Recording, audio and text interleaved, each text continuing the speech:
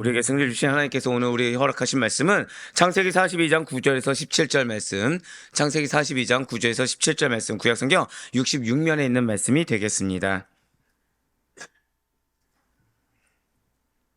우리 창세기 42장 9절에서 17절 말씀 한 절씩 교독하신 후에 마지막 17절 말씀은 한 목소리 합독하도록 하겠습니다. 제가 먼저 9절 말씀 읽도록 하겠습니다. 요셉이 그들에게 대하여 꾼 꿈을 생각하고 그들에게 이르되 너희는 정탐꾼들이라 이 날의 틈을 엿보려고 왔느니라. 그들이 그에게 이르되 내 주여 아니니이다. 당신의 종들은 곡물을 사러 왔나이다. 우리는 다 한 사람의 아들들로서 확실한 자들이니 당신의 종들은 정탐꾼이 아니니이다.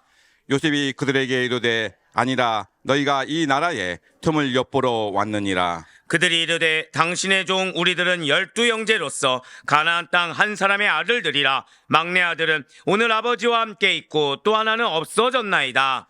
요셉이 그들에게 이르되 내가 너희에게 이르기를 너희는 정탐꾼이라 한 말이 이것이니라. 너희는 이같이 하여 너희 진실함을 증명할 것이라. 바로의 생명으로 맹세하노니 너희 막내 아우가 여기 오지 아니하면 너희가 여기서 나가지 못하리라. 너희 중 하나를 보내어 너희 아우를 데려오게 하고 너희는 같이여 있으라. 내가 너희의 말을 시험하여 너희 중에 신실이 있는지 보리라. 바로의 생명으로 맹세하노니 그리하지 아니하면 너희는 과연 정탐꾼이니라 하고 함께요. 그들을 다 함께 3일을 가두었더라. 아멘. 할렐루야.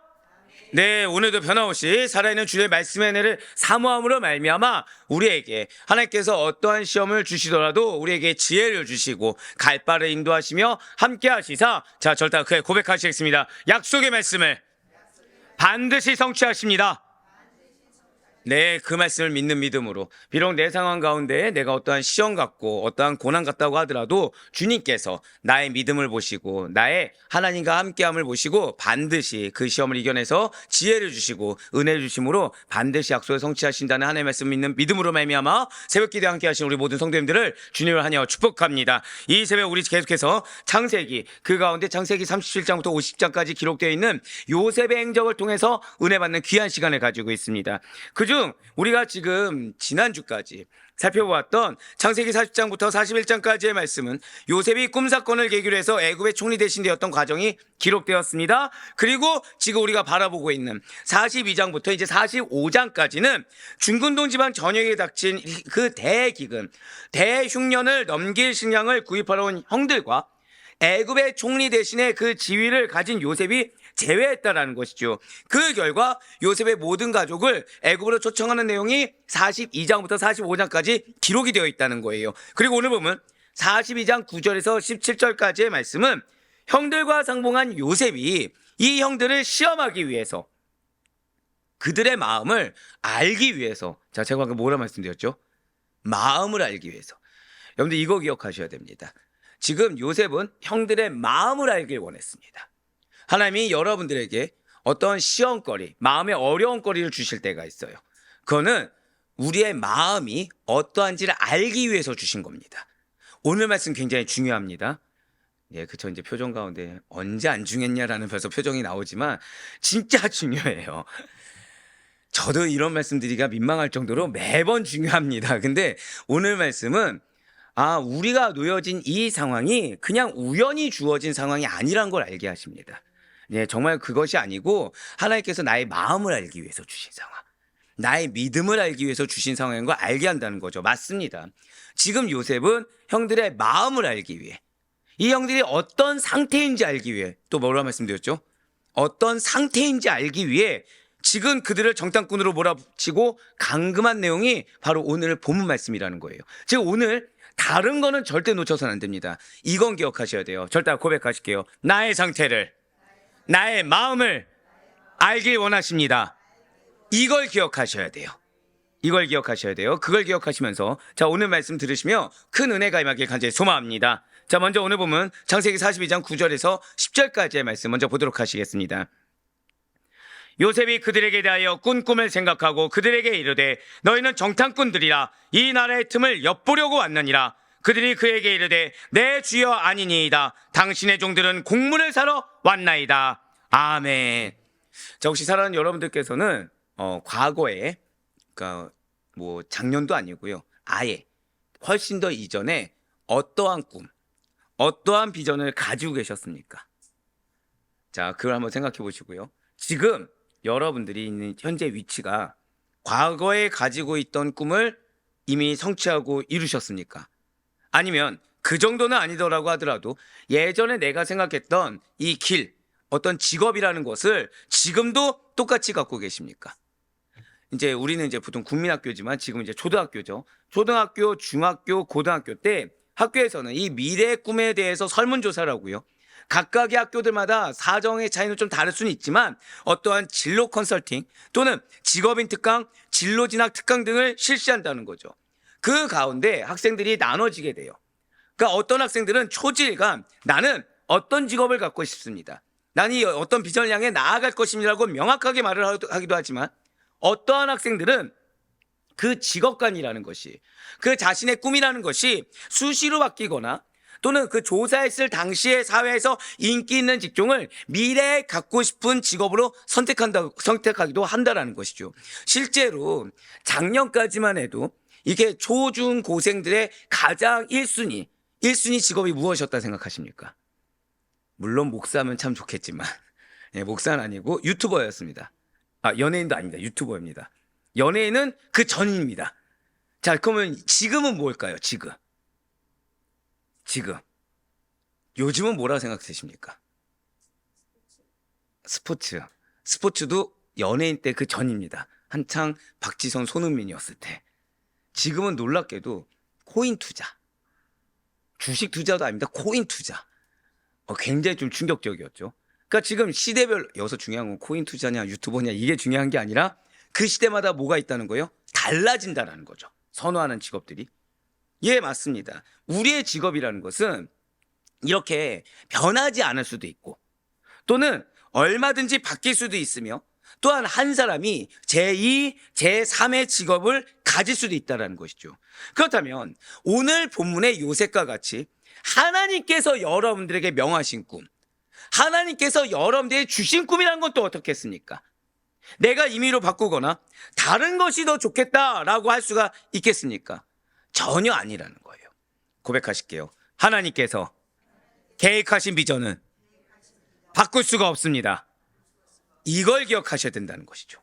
진실로 하나님께서 여러분들을 통해 하시고자 하시는 꿈, 여러분들 통해 이루고자 하시는 비전이라는 것은 반드시 하나님 당신께서 끝까지 당신의 의지와 성실로 이루신다는 것을 기억하시길 바라요.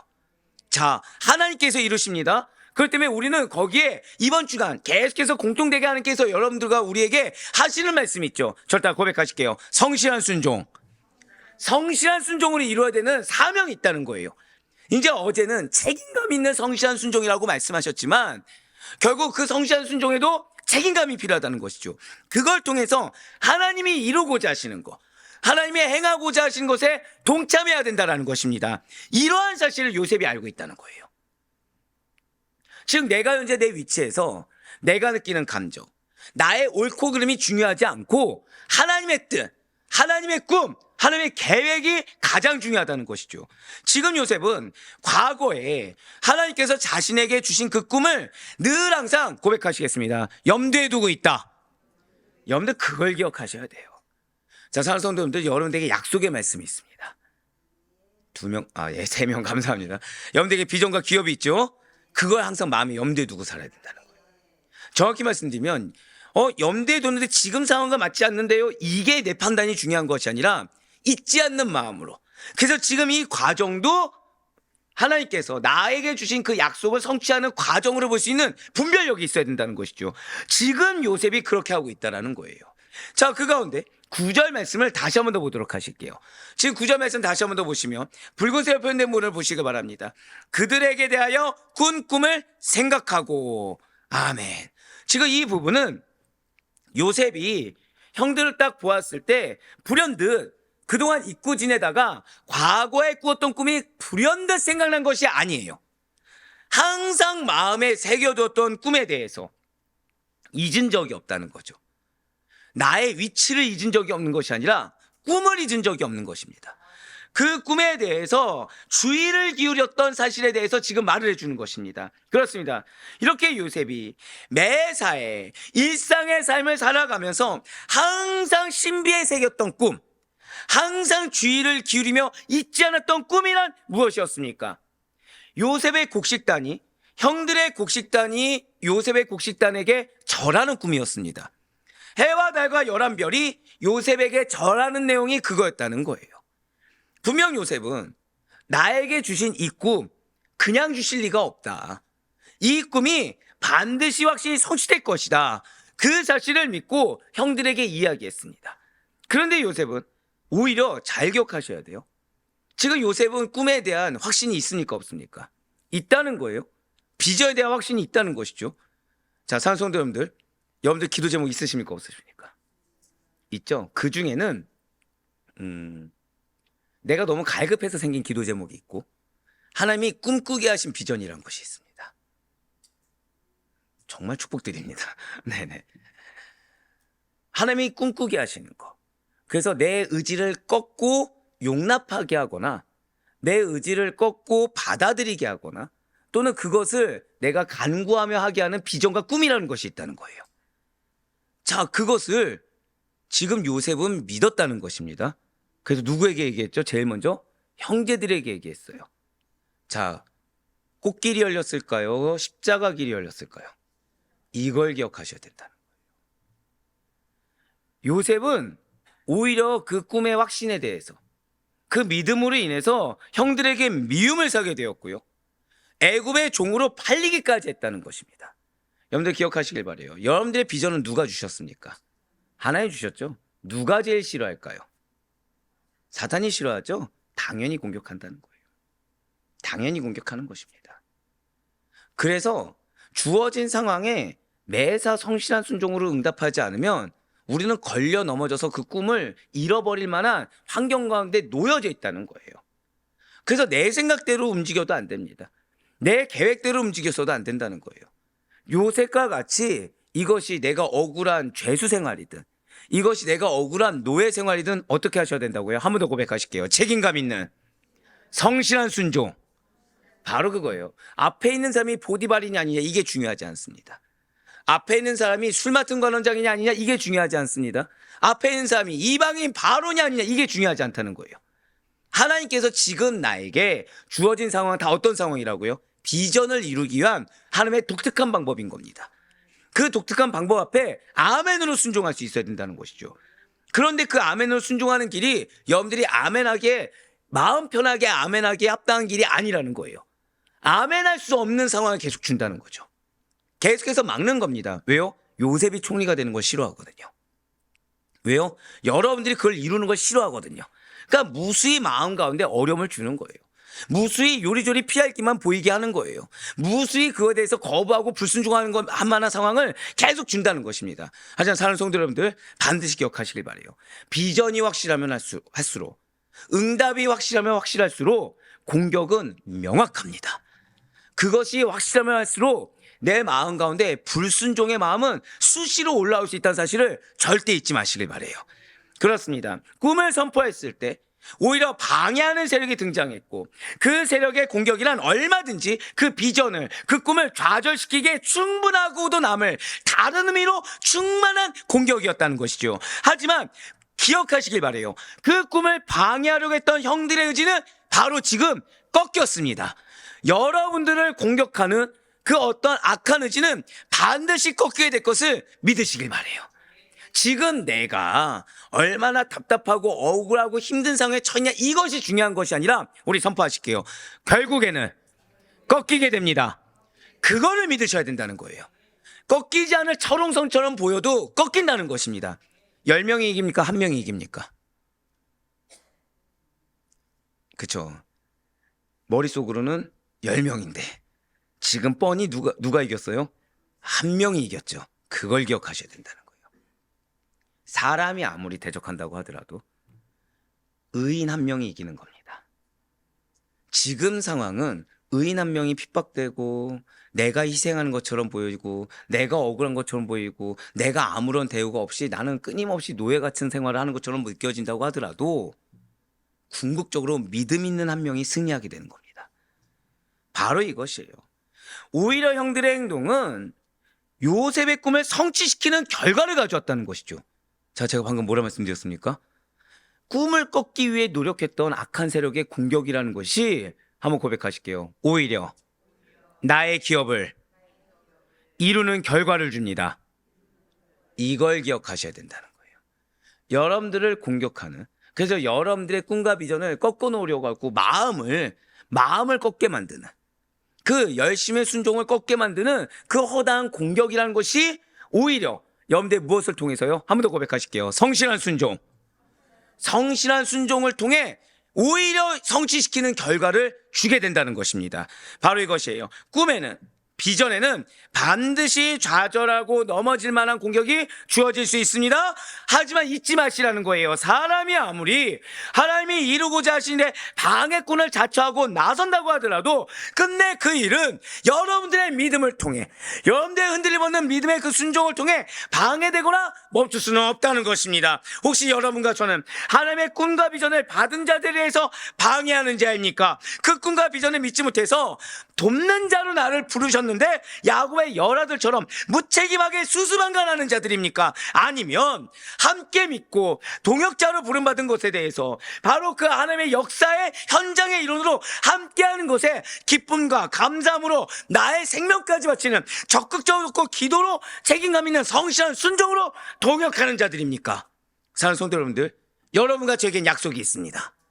여러분과 저에게는 기업이 있습니다. 그렇습니다. 분명 우리 모든 성도님들께서는 각자가 하나님께 받은 비전, 사명, 이루어야만 하는 꿈이 있다는 거예요. 그러니 같이 도와야 돼요. 같이 독려해야 됩니다.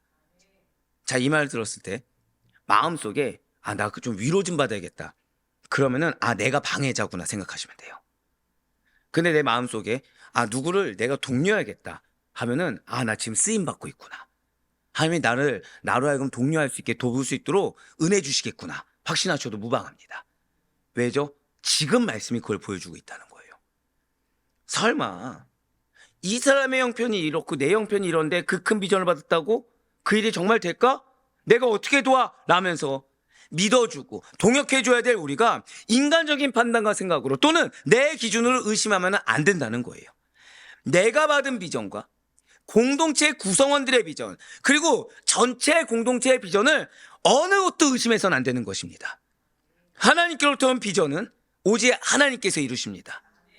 우리의 믿음을 통해서, 우리의 성실한 순종을 통해서 이루십니다. 그러니 그것을 믿고 방해자가 아니라 절대 고백하실게요. 나는 동료자입니다. 나는 동역자입니다. 그렇습니다. 나를 독려하는 자로, 나를 동역하는 자로 부르셨음을 잊지 마시고 하나님의 역사의 현장에 일원으로 함께 할 수 있는 축복이 우리에게 임하길 간절히 소망합니다. 그 가운데 창세기 42장 9절 말씀을 다시 한번 더 보도록 하실게요. 지금 붉은색으로 표현된 부분을 보면 이번에는 너희는 정탐꾼이라 라고 나와 있습니다. 자, 지금 이 부분을 보시면 좀 어떻습니까? 지금 이 부분이 우리 입장으로 봐서는 지금 요셉이 너무 억지스러운 거 아니야? 지금 분명히 형들은 그냥 바로 다이렉트로 요셉에게 온 것이 아닌 걸 우리는 알고 있죠. 어제 말씀 듣지 않았습니까? 국경수비대에게 미리 준비를 시켰고 곡물을 매매하는 자에게 미리 준비를 시켰습니다. 즉 지금 뻔히 곡물을 매매하러 온 걸 알고 있는데 지금 밑에 그 부하 관료들에게 이미 보고도 받은 상태인데 갑자기 생뚱맞게 뭐라고 있는 거예요? 너희는 정탐꾼들이라 라고 형들을 모함하는 뜬금없는 억지처럼 보여줄 수 있다는 거죠. 곡식을 사러 온 자들이 지금 요셉의 형들만 있습니까? 다른 사람도 있습니까? 다른 사람도 많죠. 그가 너무 뜬금없는 억지처럼 생각할 수도 있다는 거예요. 자, 그렇지만 지금 이 말을 들은 애굽의 신하들은 전혀 이상하게 여기지 않습니다. 이게 무슨 뜻이냐? 지금 곡식을 사러 오기 위해서 한두 명이 왔습니까? 떼거지가 왔습니까? 예, 굳이 이렇게 표현을 했어요. 10명의 청년들이, 장성한 청년들이 떼거지로 몰려온 겁니다. 지금 당시의 애굽은, 그러니까 이 당시 근동의 문화를 아셔야 돼요. 외세 침략이 있죠. 특히나 애굽에서 제일 위험하다고 하는 민족이 어느 민족이었을까요? 네? 다시 팝송이 흘러나오기 시작했네요. 뭔지 알 것 같지만 정확한 가사는 모르는 아시아 계통의 민족들. 예. 그러니까 외세 침략 중에서도 아시아 계통의 민족들을 가장 위험 요소로 삼고 있었습니다. 그러니까 실제로 나중에 히타이트 민족이 이제 쳐들어오게 되죠. 그냥 그렇다고 생각하시면 됩니다. 네. 그러니까 당시의 외국인, 이 애굽인들은 외국에서 들어오는 나그네들, 그 중에 어디요? 아시아 쪽에서 넘어오는 나그네들에게 특히나 배타적이었다는 거예요. 언제든지 이들은 호전적인 민족이기 때문에 우리나라에게 피해를 끼칠 수 있다는 인식이 애굽인들에게는 늘 항상 있었다는 거죠. 더욱이 엄청난 흉년으로 인해서 곡식을 사기 위해 애굽으로 밀려드는 이 외국인들에 대한 경계는 더더욱 늦출 수가 없는 상황인 것입니다. 이런 상황 속에서 요셉이 그의 형제들에게 정탐꾼이다 라고 말한 것은 즉 무슨 뜻이냐, 저들은 곡식을 구매하러 온 것이 아니라 말 그대로 간자들이다, 간첩들이다, 우리나라를 침략하기 전 단계인 것이다 라고 선포한 것이고, 결국 무엇입니까? 형들의 목숨을 취하겠다라는 말과 다를 바가 없다는 것이죠. 즉 지금 국경수비대 그리고 곡식 판매하는 관료들은 처음에는 아니 왜 가나안 지방에서 온 사람들을 보고하라고 했지? 라고 의구심을 품을 수 있죠. 근데 이 말을 듣는 순간 뭐라고 받아들인 거예요? 아, 요셉이 7년 풍년 7년 흉년을 예언하고 그것이 성취됐던 것처럼 외국에서 우리나라를 침략하기 위해 간자를 보낼 것을 미리 알았구나. 즉 무엇이에요? 좀 더 쉽게 말씀드리면 간첩을 색출했구나 라고 받아들이기에 충분한 상황이라는 것입니다. 이어서 10절 말씀도 한번 계속 보도록 하실게요. 그들이 그에게 이르되 내 주여 아니니이다. 당신의 종들은 곡물을 사러 왔나이다. 지금 이제 좀 느낌이 달라지시죠? 굉장히 다급해진 겁니다. 지금 굉장히 다급해진 거예요. 그냥 말 그대로 정탐꾼, 그냥 와서 나라가 어떤지 탐색하는 정도가 아니라 지금 어느 정도였다고요? 전쟁을 벌이기 전에 정보를 탐색하는 간첩으로 완전 몰린 상황이기 때문에 당장 죽임을 당해도 이상하지 않은 상황입니다. 굉장히 다급한 표현입니다. 그래서 지금 요셉의 형들이 상황이 급박해지니까 지금 붉은색 표현된 부분을 보시길 바래요. 뭐라고 얘기하고 있죠? 내 주여. 그러니까 그냥 단순히 그냥 원래 그런 표현했나 보다가 아니라 우리 잊지 말아야 되죠. 자존심이 엄청 센 민족입니다. 여러분들 유대민족 자존심 아시잖아요. 근데 지금 정탐꾼이다 그 말 한마디에 어떻게 된 거예요? 바로 당연하다는 거예요. 왜? 지금 죽기 직전이거든요. 지금 당장 목을 쳐도 이상하지 않는 상황이니까 바로 엎드려서 자신들을 종이나 신하처럼 낮추고 요셉을 나의 주인이시여 라고까지 높여 불렀다는 거예요. 자, 과거에 자신들이 깔본 동생입니다. 자신들이 무시했으며 심지어 죽이려고까지 한 동생 요셉이에요. 그런데 이제는 비록 요셉이 누구인지 몰라듣는 상태라고 하더라도 어떻게 된 거예요? 극정칭까지 사용하게끔 하나님이 만드셨다는 것입니다. 그러면서 붉은색 표현된 부분을 한번 보시기 바래요. 내 주여 곡물을 사러 왔나이다 라고 얘기하고 있어요. 지금 나는 애굽에 온 목적이 간첩으로서 온 것이 아니라 전쟁의 선봉장으로 온 것이 아니라 곡물을 구입하기 위해 왔습니다 라고 강하게 밝히는 요셉의 형들의 주장인 것입니다. 자신들은 비록 일행이 떼거지로 많지만 그렇다고 해서 어떠한 정치적인 목적으로 어떠한 군사적인 목적으로 탐지하기 위해 구성된 견학체가 아니라는 것을 지금 증명하고 있다는 거예요. 그렇습니다. 지금 요셉의 형들은 지금 자신들은 이 흉년이 있는데 애굽만 풍요로워서 애굽을 침략하기 위해 온 그런 족속들이 아니라 생명 유지하는 데 필요한 필수품인 양식을 구입하러 온 것이지 나라를 쳐들어오기 위해서 나라의 전쟁을 해서 뺏기 위해 정탐하러 온 것이 아니라는 것을 거듭 강조하면서 자신들의 무죄를 증명하려고 애쓰고 있다는 거예요. 그럼에도 불구하고 요셉의 계속된 의심에 형들은 이제 자신들의 가족관계까지 말하면서 거듭 무죄를 강조하고 있습니다. 창세기 42장 11절부터 13절까지 말씀 보도록 하실게요. 우리는 다 한 사람의 아들들로서 확실한 자들이니 당신의 종들은 정탐꾼이 아니니이다. 요셉이 그들에게 이르되 아니라 너희가 이 나라의 틈을 엿보러 왔느니라. 그들이 이르되 당신의 종 우리들은 12형제로서 가나안 땅 한 사람의 아들들이라. 막내 아들은 오늘 아버지와 함께 있고 또 하나는 없어졌나이다. 아멘. 이 말씀을 듣기 전에 여러분들 반드시 기억하셔야 돼요. 하나님이 여러분들의 상황을 압박하실 때가 있습니다. 제가 방금 뭐라 말씀드렸죠? 압박하실 때가 있어요. 그때는 그냥 의심치 말고 하나님이 지금 내 믿음을 보신다. 하나님 내 마음을 보신다. 이게 그게 있습니다. 제 이제 한 집안의 가장이죠. 한 집안의 가장이자 담임 목사입니다. 하나님이 갑자기 마음을 주신 거예요. 마음을 주신 거예요. 우리 교회에 이제 보다 더한 헌신을 마음을 주실 때가 있습니다. 헌신의 마음을 주실 때가 있어요. 근데 여러분도 아시다시피 이제 목회자의 삶이란 다 거기서 고만고만하죠. 근데 가정적으로 필요한 것이 딱 생길 때가 있어요. 자, 저는 어떻게 해야 될까요? 하나님 마음을 주셨습니다. 하나님 마음을 주셨어요. 이제 특별한 뭐 어떤 사역, 예를 들어서 뭐 이제 어떤 사역이 이제 필요한 게 있는데 이게 제가 섬겨야 될 것 같은 겁니다. 근데 지금 가정적으로 필요한 것이 딱 있는 거예요. 어떻게 해야 될까요? 이쪽입니까? 이쪽입니까? 그럼 가정은 어떻게 합니까?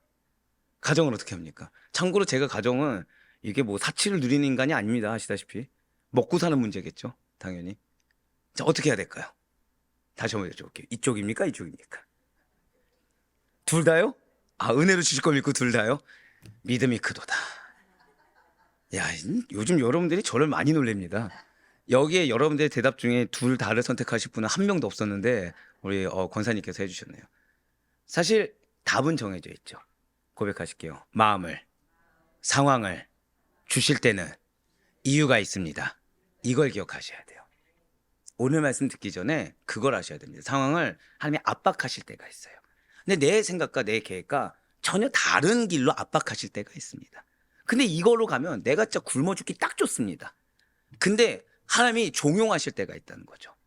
그때는 믿고 순종하셔야 돼요. 믿고 순종해야 역사를 볼 수 있습니다. 정확히 말씀드릴까요?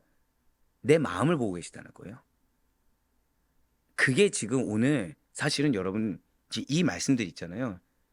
굉장히 중요한 말씀을 말씀드렸죠. 지금 제가 왜 이 정탐꾼에 대해서 얼마나 다급한 것인지 왜 설명을 드렸겠습니까? 바로 이 다음 부분 때문인 거예요. 그렇게까지 알아야 되는 내용인가라고 생각하실 수도 있지만 지금 보세요. 요셉의 형들은 굉장히 다급한 상황이죠. 어느 정도인 거예요? 생명이 경각에 달린 상황입니다. 그랬더니 뭐가 나왔냐? 절대 고백하실게요. 그들의 본심이 드러납니다. 그들의 본심이 드러나요. 예. 그러니까 이거를 한글로 보시면 안 되고 원어적으로 보시면은 이게 더 적나라하게 드러납니다. 즉 지금 이들의 상태가 어떤지, 이들의 마음판이 어떤지 위기 가운데, 압박되는 상황 가운데 그대로 드러나게 된다는 거예요. 자, 먼저 11절에 붉은색으로 표현된 부분을 보시길 바랍니다. 확실한 자들이니 라고 나와 있어요. 자, 지금 요셉의 형들은 과거에 떳떳한 행동을 했습니까? 부끄러운 행동을 했습니까? 그렇죠? 과거에 떳떳하지 못한 행동을 했던 자들임에도 불구하고 그 행동에 대해서 지금 결제해지를 했습니까? 안 했습니까? 전혀 하지 않았죠. 전혀 하지 않았습니다. 지금 여전히 죄악된 행동에 따른 결과물은 그대로 남아있는 상태입니다. 해결되지 않았어요. 근데 지금 스스로가 뭐라고 하고 있어요? 확실한 자들이라고 밝히고 있습니다. 근데 여러분들 이거 원어로 확실한이 아닙니다. 원어로 무엇이냐? 청렴한, 정직한, 굳게 서 있는 의 뜻을 갖고 있어요. 자, 원어로 무엇이라고요? 우리는 청렴한 자들입니다. 우린 정직한 자들입니다. 우리는 신앙에 굳게 서 있는 자들입니다. 즉, 우리는 정탐꾼으로서 그렇게 욕심 부리는 자들도 아니고 우린 굉장히 정직하게, 그러니까 우리는 정직하게 진짜 구매하러 온 것입니다. 우리는 또 신앙에 굳게 서 있는 자들이고 욕심 없는 청렴한 자들입니다. 스스로 얘기하고 있다는 거예요. 근데 지금 하나님은 알고 계시죠. 이들이 지금 지은 죄에 대해서 해결이 됐다 안 됐다? 안 된 상태에서 스스로 뭐라고 하는 거예요? 나는 신앙이 있는 자입니다. 나는 정직한 자입니다. 나는 욕심 없는 청렴한 자입니다. 스스로 그렇게 고백하고 있다는 거예요. 그렇습니다. 어이없게도 지금 요셉의 형들은 자신들이 노예로 팔아버린, 자신들이 죽이려고 했던 요셉 앞에서 자신들 스스로가 심지가 굉장히 굳고 신앙이 견고하며 청렴하고 정직한 자라고 속이고 있다는 거예요. 또한 13절에 붉은색 표현된 부분을 한 번 더 보시길 바랍니다. 오늘 아버지와 함께 있고 또 하나는 없어졌나이다 라고 하고 있어요. 자, 지금 앞에 확실한 자, 거짓말입니까? 진짜입니까? 거짓말이죠. 그런데 이 말에도 거짓말이 또 섞여 있다는 거예요. 지금 이 말도 원어로 보셔야 됩니다. 지금 막내 동생 베냐민이 어디에 있습니까? 하란 땅에 있죠. 아버지 야곱 옆에 있습니다. 아버지 야곱과 같이 하란에 있어요. 근데 지금 요셉에게는 지금 뭐라고 했죠? 또 하나는 없어졌나이다. 이게 무슨 뜻이냐면 사라지고 없어졌습니다. 실종입니다. 내 옆에 없습니다. 이 뜻이 아니라 고백하실게요. 죽었다. 얘 지금 뭐라고 하고 있어요? 죽었다라고 거짓말하고 있어요. 베냐민을. 지금 요셉의 형들은 자신들이 요셉을 미디안 상인들에게 팔아넘겼으면서 아버지 야곱에게 뭐라 얘기했습니까? 들짐승에 잡아먹혀 죽었다라고 거짓말을 했던 것처럼 자기들 앞에 있는 애굽의 총리가 자신들이 팔아넘겼던 요셉이라는 것을 알지 못하고 또다시 비슷한 거짓말을 하고 있다는 거예요. 여러분들 이거 기억하셔야 돼요. 거짓말하는 사람들은 패턴이 있습니다. 그래서 이전에 했던 거짓말을 답습하는 경우가 대다수입니다. 그러니까 약간 발전이라는 걸 하지 않아요. 아무리 포장하려고 해도 그 거짓말의 맥은 거의 대동소이합니다. 즉 루머를 퍼뜨리는 자들은 루머를 퍼뜨리는 흐름이 거의 비슷해요. 거짓말을 하는 흐름이 거의 비슷하다는 거죠. 마치 누구처럼요? 요셉의 10명의 형들처럼. 지금 아버지 야곱에게 했던 거짓말을 똑같이 하고 있다는 거예요. 결론은. 누구 앞에서요? 요셉 앞에서 베냐민이 어떤 상태인지. 결국 이 말로 인해서 요셉의 형들은 스스로 자신들이 정직하지 않다는 사실을 드러내고 있는 것입니다. 과거에 그들이 저질렀던 잔인한 행위에 대해서 지금 회개한 것입니까? 회개하지 않은 것입니까? 회개하지 않은 것을 스스로 드러내고 있다는 거예요. 이렇게 요셉의 형들이 그들의 가족 상황에 대해서 비교적 소상하게 밝혔던 이유가 무엇입니까? 정탐꾼이라는 누명을 벗기 위해서예요. 즉 상황이 급박해지니까 가족 상황을 얘기하는데 뭘 한 거예요? 거짓말을 덧붙인 거죠. 거짓말을 덧붙이면서 누구를 옹호하고 있습니까? 자신을 지금 옹호하고 있는 거예요. 살아있는 자기 동생을 죽여가면서까지 자신을 옹호하고 있는 것입니다. 가족을 희생해가면서까지 나를 지금 옹호하고 있다는 거예요. 무엇으로요? 거짓말로. 근데 문제가 있죠. 지금 이 요셉의 형들은 자신들이 거짓말하는 걸 알고 있습니까? 모르고 있습니까? 인지조차 못하고 있습니다. 인지조차 못하고 있어요. 자신들이 지금 죄를 짓고 잘못을 저지르는 것을 인지조차 못하고 있다는 거예요. 그들은 그냥 지금 자신이 살기만을 원합니다. 정탐꾼이라는 누명을 벗어야 되는 거예요.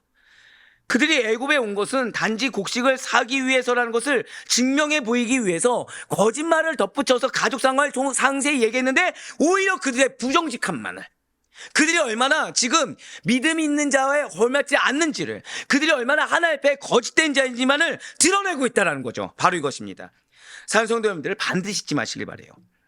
내가 인지를 하든 못하든 상황에 압박을 함이 주셨을 때 내가 믿음을 드러내지 않고 거짓말을 감추기 위해 또 다른 거짓말로 포장해도 그 일은 거짓말을 감추게 하는 것이 아니라 거짓말하는 자의 본질을, 즉 그 부정을 더욱더 부각시킬 뿐이라는 사실을 절대 잊지 마시길 바랍니다. 하나님은 우리에게 회개를 요청하실 때는 억울함으로 핑계와 편견과 타협기에 숨는 것이 아니라 그럼 뭐만 드러난다고요? 더더욱 내가 얼마나 부정적인 존재인지, 더더욱 내가 지금 신앙이 얼마나 없는지, 더더욱 내가 지금 얼마나 거짓말로 휩싸이고 있는지를 스스로 증명해 보일 수밖에 없다는 거예요. 그 순간은 빨리 회개해야 됩니다. 그 순간은 내 상황 가운데 나를 위로하고 옹호할 것이 아니라 무엇을 하셔야 된다고요? 책임감 있는 성실한 순종으로 하나님 앞에 믿음을 화답해야 돼요. 그렇지 않으면 부정을 또 심을 뿐이라는 거죠. 성도라는, 그리스도의 제자라는 정체성을 가진 여러분과 저는 고백하실게요. 진실과 성실을 언제 어디에서나 행동의 기준이자 원칙으로 삼아야 되는 것입니다. 내가 할 수 있는 진실이 아니에요. 내가 할 수 있는 성실이 아닙니다. 하나님이 원하시는 진실, 하나님이 원하시는 성실을 행동의 기준이자 원칙으로 삼아야 된다는 것입니다. 그렇지 않으면 지금 요셉의 10명처럼 거짓말을 하는데 이게 거짓말에 익숙해져서 이전에 했던 거짓말이 그대로 나오면서 이것이 문제인지 모르고 그것을 얘기하고 있어요. 자, 그럼 문제가 해결될까요? 안 될까요? 안 되죠. 또 다른 거짓말을 뒤덮는 겁니다. 이러다 보면 뒤에 나오지만 이제 어떻게 됐냐? 상대방을 탓합니다. 원망을 합니다. 그러면서 책임을 전가하게 됩니다. 누구만 옹호하기 위해? 나만을. 자, 10명 형제들 하나가 됐습니까? 안 됐습니까? 분명히. 요셉을 죽이는데 하나가 됐죠. 상황이 다급해지니까 어떻게 돼요? 사분오열해요. 네가 책임자다. 네가 책임자다. 뒤에 나옵니다. 나는 아닌 것처럼, 너희가 문제인 것처럼, 나는 괜찮은 것처럼, 너희가 문제인 것처럼 서로가 또 갈라집니다. 그럴 수밖에 없겠죠. 여러분들 기억하셔야 돼요. 진실로 우리가 하나 되길 원한다. 가족이 하나 되길 원한다. 그러면 주님 앞에서 진실해야 됩니다. 누가요? 내가. 주님 앞에서 성실해야 됩니다. 누가요? 내가. 누군가에 업어서 가거나 누군가와 함께 가려고 하지 마시고 홀로 하나님 앞에 서 있어야 돼요. 그러지 않으면 나는 누군가와 함께 가려고 했다. 이거조차도 거짓이 돼버립니다. 이거조차도 누구 앞에서요? 하나님 앞에 거짓이 되는 거예요. 하나님은 지금 나에게 묻고 있는데 나는 지금 누구 뒤에 숨는 거예요? 루벤 뒤에 숨고, 시므온 뒤에 숨고, 레위 뒤에 숨고, 유다 뒤에 숨는 또 다른 거짓말쟁이가 된다는 거죠. 그 하나님은 계속해서 무슨 상황을 주실까요? 하나님 앞에 홀로 독대하는 상황을 계속 주시는 겁니다. 이것이 우리에게는 어떻게 되는 겁니까? 압박이 되고 고난이 되고 힘든 상황이 계속 주어지는 거죠. 이걸 해결할 수 있는 방법은 단 하나밖에 없어요. 하나님 앞에 진실할 것. 하나님 앞에 성실할 것. 그래서 이사야 선지자가 이렇게 선포하고 있는 겁니다. 이사야 25장 1절의 말씀입니다. 여호와여 주는 나의 하나님이시라. 내가 주를 높이고 주의 이름을 찬송하오리니 주는 기사를 옛적에 정하신 뜻대로 성실함과 진실함으로 행하셨음이라. 아멘. 어제 우리 오 목사님 굉장히 좋은 말씀해 주셨죠. 우리가 찬양 드리는 거 내 감정을 위로받기 위해서 드리는 것이 아니라 그랬어요. 누구를 위해서 하는 겁니까? 하나님을 위해서. 하나님께 영광 올리기 위해서. 근데 정확히 지금 뭐라고 하고 있죠? 하나님은 어떻게 행하셨다고요? 성실하게. 하면 어떻게 해요? 진실하게. 그래서 우리의 삶이 예배가 된다는 거, 우리의 삶이 찬양이 된다는 것은 결국 이겁니다. 하나님 앞에 성실한 삶, 하나님 앞에 진실한 삶. 이것은 내가 할 수 있는 성실과 내가 할 수 있는 진실이 아닙니다. 누가 인정할 수 있는? 하나님이 인정할 수 있는 성실, 하나님이 인정할 수 있는 진실로 화답하는 것. 그것이 예배의 삶이자 찬양의 삶이 되는 줄 잊지 마시길 바랍니다. 비록 계속 속이기를 반복하는 자들이라고 하더라도, 거짓으로 포장될 삶이라고 하더라도, 때가 되어 주님께서 그 마음에 거리낌을 주셨다고 한다면, 때가 되어 주님께서 그 마음 가운데 피할 수 없는 압박감을 주셨다고 한다면, 때가 되어 그래서 주님께서 정말 이거 내가 뭔가 문제가 있는 건가? 회개의 마음을 단 1%라도 주장하셨다고 한다면 늦었다고 여겨지겠지만, 정말 그러면 내가 쓰러져서 죽어서 내가 더 이상 남을 수가 없다고 여겨질 수 있겠지만, 그때가 바로 하나님의 말씀 앞에 아멘으로 순종할 수 있는 가장 빠른 때요, 가장 적합한 때라는 사실을 분별하시길 바라요. 스스로의 범죄를 은폐하기 위해서, 스스로를 옹호하고 위로받기 위해서 다른 거짓말이라는 범죄를 연속해서 범해서는 안 된다는 것이죠. 자백되지 않는 죄는 죄를 더하는 무서운 결과를 낳게 합니다. 이러한 죄의 속성 때문에 죄를 범하고도 자백하지 않는 사람, 죄를 범하고도 남의 뒤에 숨는 사람, 죄를 범하고도 공동체와 환경 뒤에 숨는 사람들은 죄의 수렁에 빠져서 헤어나오지 못하고 끝내는 멸망에 이르게 된다는 거예요. 그렇습니다. 지금 요셉의 형들은 하나님 안에서, 그리스도 안에서 스스로의 죄를 자백함으로 누리게 될 자유함과는 거리가 너무 멀어져 버렸어요. 앞서도 말씀드렸지만 뒤에 나오겠지만 여전히 정신 못 차리고 이제는 10명 형제들 가운데서 몰아온다고요? 서로 핑계를 댑니다. 서로 원망을 합니다. 마치 자기는 거룩하고 이들이 문제인 것이냐, 그런 말들을 내뱉기 시작한다는 거예요. 성실과 진실에서 벗어난 그들의 죄악은 점점 더 수렁에 빠지게 만들었습니다. 즉, 우리는 이제 알고 있죠. 뒤에 이제 요셉이 형들에게 미션을 줍니까, 안 줍니까? 주죠. 사실은 미션을 안 받아도 되는 거예요. 뭐만 하면요? 죄를 회개하기만 하면. 그 순간 죄를 회개하고 죄를 인정하고, 그러니까 자존심이 상할 수 있겠죠. 억울할 수 있겠죠. 그렇지만 그거를 내가 하나님 앞에서 내려놓고 회개한다고 한다면 그 뒤에 올 더 큰 환란 이런 건 주어지지 않을 텐데, 지금 이들은 무엇으로 덮으려고 했다고요? 거짓으로 덮으려고 했습니다. 그래서 뒤에 있을 고난을 자초해버렸어요. 그래서 요셉은 형들이 도저히 수행하기 어려운 일을 요청하면서 정탐꾼이 아니라는 사실을 증명하라. 자, 하나님 우리에게 뭘 요구하시죠? 믿음을 증명하라. 자, 이제 좀 뭔가 아시겠죠? 하나님은 여러분한테 다짜고짜 믿음을 증명하라고 하지 않습니다. 어려운 환경 가운데 그 믿음을 증명하라고 다짜고짜 주시는 것이 아니에요. 이미 고백할 수 있는 기회를 주셨고, 이미 자기를 부인하고 십자가를 질 수 있는 기회를 주셨는데, 이거를 거짓으로 포장했을 때는 무슨 명령을 주신다고요? 믿음을 증명하라라고 미션을 주신다는 거예요. 그것이 무엇이었습니까? 다름 아닌 막내 동생 베냐민을 애굽으로 데려오는 것이었습니다. 계속해서 창세기 42장 14절부터 16절까지의 말씀을 보도록 하시겠습니다. 요셉이 그들에게 이르되 내가 너희에게 이르기를 너희는 정탐꾼들이라 한 말이 이것이니라. 너희는 이같이 하여 너희 진실함을 증명할 것이라. 지금 뭐라 나왔죠? 진실함을. 너희가 진실해? 그럼 너희 한번 진실함을 너희가 증명해봐. 너희 믿음 있어? 그 믿음 한번 증명해봐 라고 얘기한 거예요.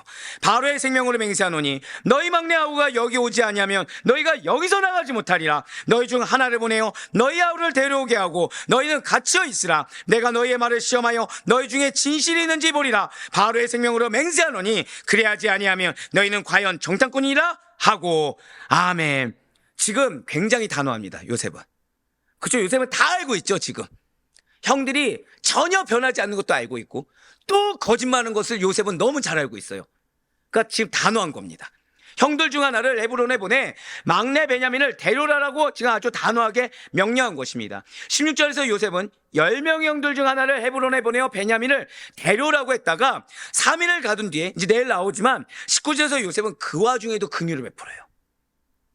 한 명만 담보로 애굽에 남고 나머지 9명이 곡식 들고 헤브론에 가서 베냐민을 데려오라고 배려를 해줍니다. 자, 지금 요셉은 무엇을 한다고요? 나중에 배려를 합니다. 근데 그 배려 앞에 형들은 무엇을 하냐? 원망을 하고 핑계를 대고 탓을 합니다. 한심하기 그지가 없는 모습이 나오게 돼요. 지금 요셉의 형제들은 베냐민을 데리고 오라는 요셉의 요구로 인해서 엄청난 고민을 하게 되었습니다. 즉 억울하게 지금 상황이 닥친 것입니까? 자신들이 자초했습니까? 자초했죠. 왜 고민을 했냐면 요셉이 애굽으로 팔려간 이후에 야곱이 누굴 가장 사랑하죠? 베냐민을 가장 아끼고 사랑했기 때문에 그 아버지 야곱을 설득해서 그를 애굽으로 데려오는 것은 사실상 불가능한 일이었기 때문이라는 거예요. 자, 지금 어떤 일을 하나님께서 미션을 주셨다고요? 불가능한 일. 이거 기억하셔야 돼요. 우리의 환난과 고난이라는 거, 정확히는 하나님이 회개의 기회를 주셨어요. 근데 그거를 성실한 책임을 다할 수 있는, 순종을 다할 수 있는 기회를 저버리잖아요. 그거 우리가 느낄 때 어떤 상황을 주신다고요? 불가능할 것 같은 상황을 주십니다. 누구처럼요? 요셉의 형들처럼. 그렇습니다. 지금 요셉의 형들은 베냐민을 데려오지 않으면 자신들이 정탐꾼들이 아니라는 오해를 풀 수도 없고, 또 그렇다고 해서 그를 데려고 베냐민을 데려오려고 하면 아버지 야곱이 반대할 것이 뻔하기 때문에 이러지도 저러지도 못하게 됐다는 거예요. 지금 우리의 상황이 이러지도 저러지도 못한 상황이 주어질 때는 빨리 하나님 앞에 내 모습을 회개해야 됩니다. 지금 하나님이 나에게 해결하기 원하시는데 내가 도피했던 부분이, 내가 거짓말로 뒤덮었던 부분이 무엇인지를 빨리 발견해서 하나님 안에서 빨리 해결해야 됩니다. 그렇지 않으면 어떤 상황을 주신다고요? 이러지도 저러지도 못한 상황을 주신다는 거예요. 그렇다면 요셉은 수많은 명령들 중에서 왜 형들이 해내지 못할 요구를 굳이 하고 있는 것입니까?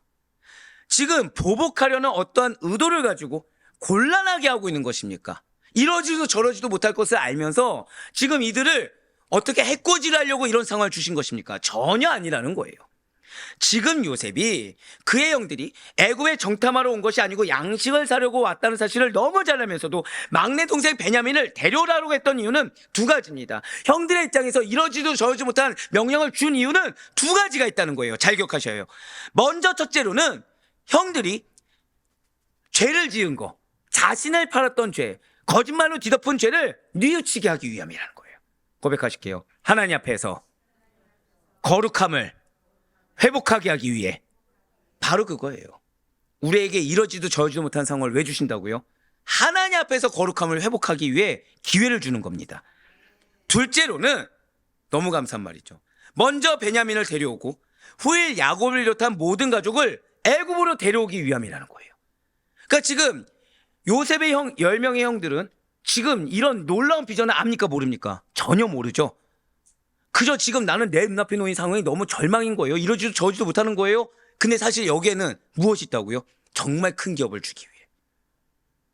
근데 큰 기업을 이루기 위한 것은 나를 옹호해서 될 수 있는 것이 아니죠. 10명들이 있는 척하면 됩니까? 안 됩니까? 안 돼요. 정직한 척하면 됩니까? 안 됩니까? 안 돼요. 죄인임을 고백해야 돼요. 일부 고백하면 됩니까? 안 됩니까? 안 돼요. 순적하게 짊어져야 되는 것입니다. 그리고 이 두 가지는 모두 다 요셉의 의도대로 성취되게 됩니다. 나중에 요셉의 형들은 베냐민을 데리고 오는 어려움에 봉착하게 되자 과거 자신이 요셉에게 저지른 죄가 생각나서 실제 극한 괴로움을 겪게 됩니다. 그리고 그 괴로움 끝에 회개함으로 말미암아 야곱의 가족은 모두 애굽으로 오게 된다는 거예요. 사랑하는 성도 여러분들, 한번 잘 생각해 보시길 바래요. 요셉이 형들을 정탐꾼으로 물면서 베냐민을 데리고 오라 라고 명령한 일은 형들에게 있어 현실적으로 보면 불가능한 요구에 가깝습니다. 이러지도 저러지도 못하는 불가능한 요구에 가까워요. 내가 데려오면은 죽을 것 같고 안 데려와도 죽을 것 같은 지금 그런 상황. 내가 이걸 순종하면 무시당할 것 같고 불순종하자니 내가 더 무시당할 것 같은 안 좋은 상황 가운데 놓인 것이 맞다라는 거예요. 하지만 결국 그 일은 형들로 하여금, 지금 어려움을 겪는 당사자로 하여금 내가 지은 죄를 회개하여 다시 구원의 길에 오를 수 있는, 다시 기업을 이룰 수 있는 은혜의 요청이자 기회라는 사실을 잊어서는 안 된다는 것이죠. 고백하실게요. 나에게 하나님께서 은혜의 요청을 하고 계십니다. 한 번 더 고백하실게요. 나에게 하나님께서 기회를 주고 계십니다. 이걸 잊어서는 안 된다는 거예요. 지금 요셉은 자신을 죽이려 들었던 형들에게 끝까지 관용과 사랑을 잊지 않고 있습니다. 지금 자신뿐만 아니라 아버지까지 기만했던 자들에게 끝까지 관용과 사랑, 기회를 주고 있다는 거예요.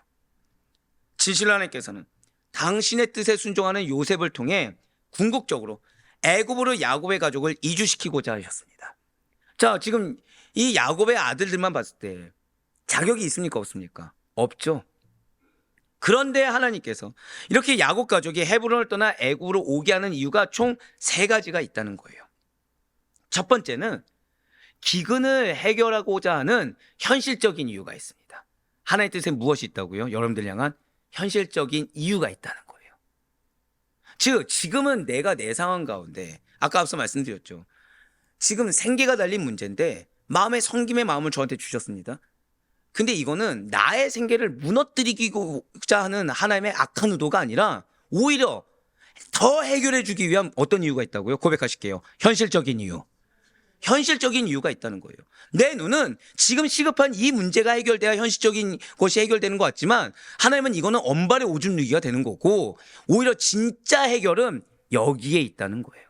순종하며 나아갔을 때 정말 현실적으로 해결할 수 있는 이유가 누구에게 있다고요? 하나님께 있다는 것이죠.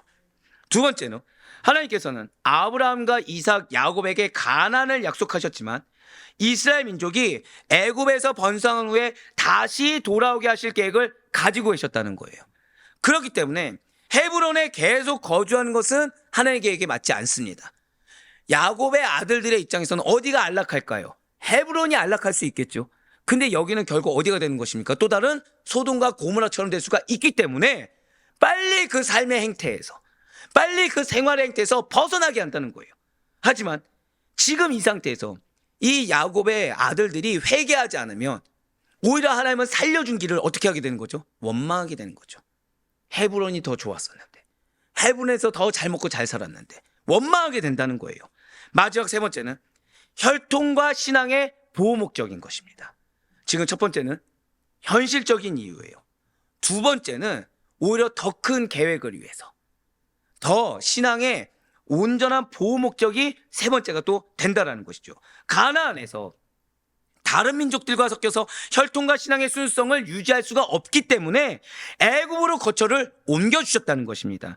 이처럼 하나님께서는 야곱 가족을 향한 3가지의 선한 계획을 가지셨기 때문에 때로는 고난처럼 여겨지는 상황을 허락하시어서, 다시요, 현실적인 이유가 있다고 했습니다. 두 번째는 더 큰 계획, 결국 무엇이죠? 약속을 성취하는, 기업을 성취하는 두 번째 이유가 있고, 세 번째는 무엇이라고요? 나의 신앙을 보호하고자 하는, 세 가지 이유, 이 선한 계획을 가지고 있기 때문에 때로는 고난처럼 여겨지는 상황을 허락하면서까지 이러지도 저러지도 못하는 압박감 있는 상황을 허락하시면서까지 당신의 계획을 이룰 자들로 절대 고백하실게요. 나를 유기하지 않으셨습니다. 바로 그거예요. 야곱의 가족을 끝까지 사용해 주셨다는 것이죠. 이제 마지막으로 창세기 42장 17절 말씀 보도록 하시겠습니다. 그들을 다 함께 3일을 가두었더라. 아멘. 여기에도 은혜가 있어요. 지금 요셉은 형들을 감옥에 가두되 형들을 감옥 안에서 흩어지게 놓아서 구금한 것이 아닙니다. 여러분들 이걸 아셔야 돼요. 요셉이 술 맡은 간원장, 떡 굽는 간원장을 섬길 때 술 맡은 간원장과 떡 굽는 간원장이 같이 있었겠습니까? 아니면 이렇게 따로따로 놓았겠습니까? 여러분들 아시다시피 정치사범들은 같이 놓아서는 안 됩니다. 같이 놓아서는 안 돼요. 그런데 지금 요셉은 어떻게 했죠? 형들을 진짜 정탐꾼으로 여겼으면 어떻게 해야 됩니까? 따로따로 놔야 되죠. 근데 한 군데 모아놨어요. 한 군데. 이것도 은혜입니다. 한 군데 모여있게 했어요. 정말로 이게 정탐꾼, 간첩이라 생각하면 이렇게 할 수가 없는 거죠. 근데 왜 한 군데 모여있게 했을까요?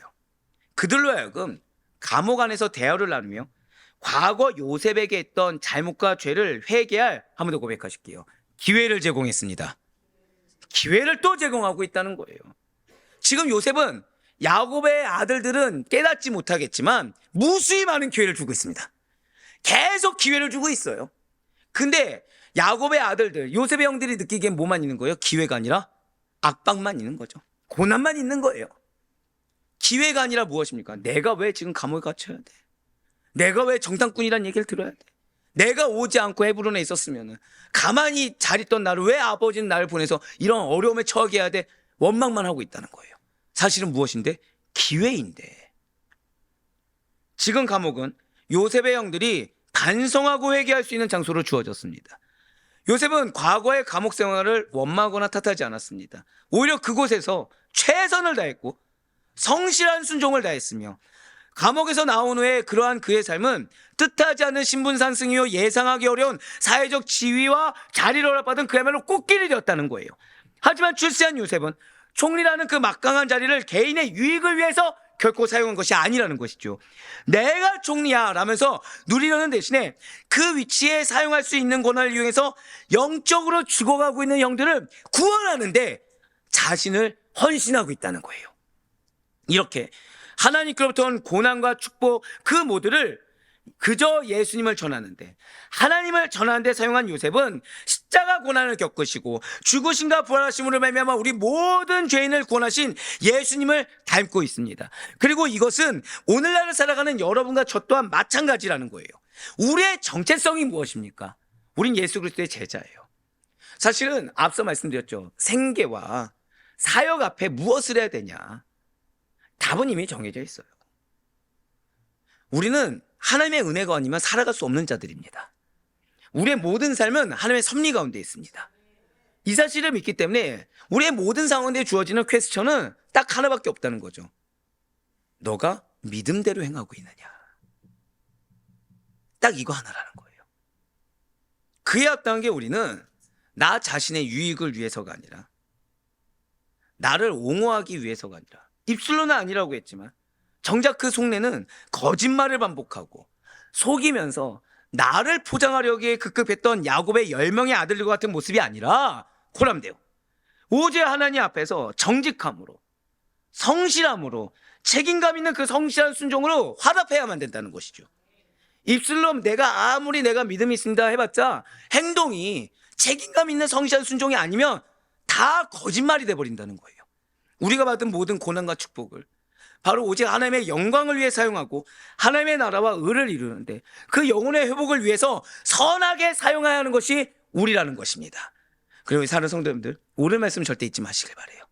다른 것은 몰라도 지금 너무 실제적이지 않습니까? 내 상황 가운데 압박하시는 이유, 이러지도 저러지도 못하는 상황을 주신 이유는 딱 하나밖에 없어요. 지금 나와 하나님 사이에서 해결해야 될 문제가 있는 겁니다. 그 가운데 하나님은 나의 믿음을 보기를 원하시고 그 가운데 하나님은 나의 책임감 있는 성실한 순종을 보기를 원하신다는 거예요.